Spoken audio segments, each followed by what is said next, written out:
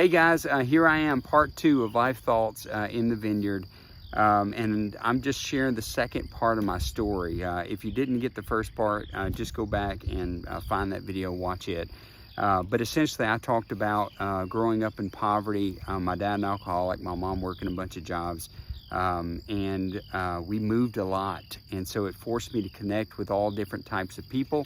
And, I've lived in the projects, right, in the ghetto. I've lived in trailer parks. I've lived in houses without running water and electricity. I've lived in all those things, but what it did is it taught me, right, how to connect with different types and different groups of people and to build a relationship. And I didn't appreciate that until later on, right, when I began to see, man, I can connect with anybody. And in our deep-rooted Southern culture, that says you are who you are, you stand for who you are, and you don't change nothing about who you are. It's like, whoa, hold on, I got to zoom out and say, well, who has God made me to be?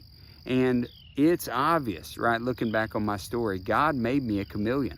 And just now, for the first time in my life, I'm actually comfortable with being a chameleon. Why? Because 1 Corinthians 9, Paul talks about, I've become all things to all men that I might win some, right?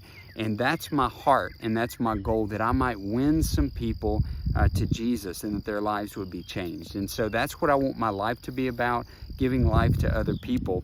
So now fast forward in the story, and I am out of college, graduated, and got my first job, okay? And straight out of school, I made $93,000, and that was just insane money. I could not wrap my head around how much money that was at that time, but to me, I was rich. It was crazy. I was putting money back like they said I should. I was taking friends to Braves games. I couldn't spend all the money that I had, right, coming from where I came from. At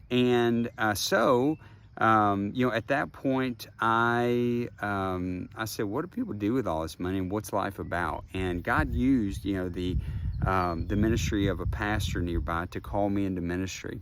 And so at that point, I resigned from making $93,000 to move to North Carolina to go to school, to go to seminary school. And I worked in the registrar's office making $6.50 an hour. So I went from $93,000 to $6.50 an hour. And I was there 3.5 years. I got my Master of Divinity in Christian Ministry and Biblical Languages. I then went on to be a family pastor at a large church in Durham, North Carolina. Shout out to my peeps there at Bethesda. I love you. I didn't grow up in an organized church, and so I was very confused. We had a lot. It was a church that had split a year before I'd gotten there. So there were 7 pastors. We went down to 1, and then God raised up another one, and then I came on. So there were 3 of us doing the work of 7. And in a culture where we pay you, pastor, to do the work of the ministry. And, my heart was always with people, but my time was spent in an office organizing events that would minister to people. But I just wanted to be with people. And so it was kind of confusing to me, and I did the best that I could.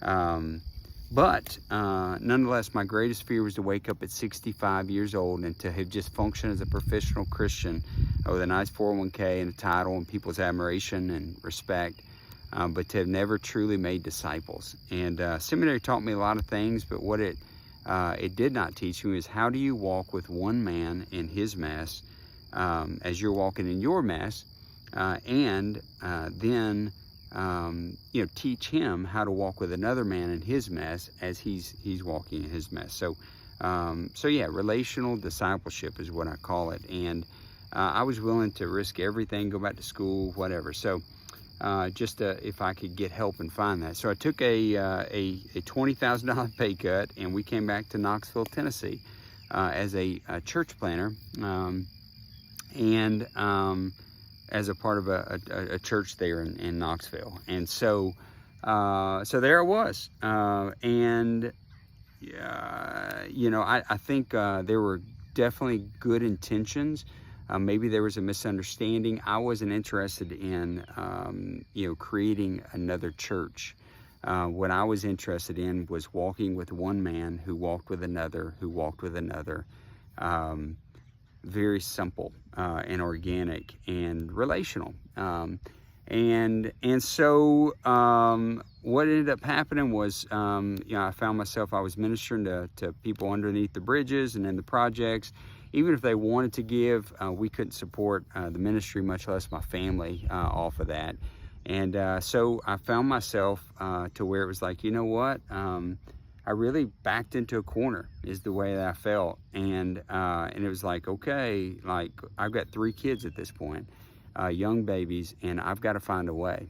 And so that's what I did. I set out, to try to find a way. And I was after 2 things, money and time. Okay, so of course, time to do ministry the way I felt like God called me to do ministry relationally. But then money to be able to support my family and, of course, fund the ministry. So that's what I did. And I got a job at a grocery store. And everyone thought I had lost my mind. So I worked at Aldi as a manager in training there. And I was looking to get my store. I did that for 2 years. They told me they would pay me a great salary and I could make my own schedule. That wasn't true.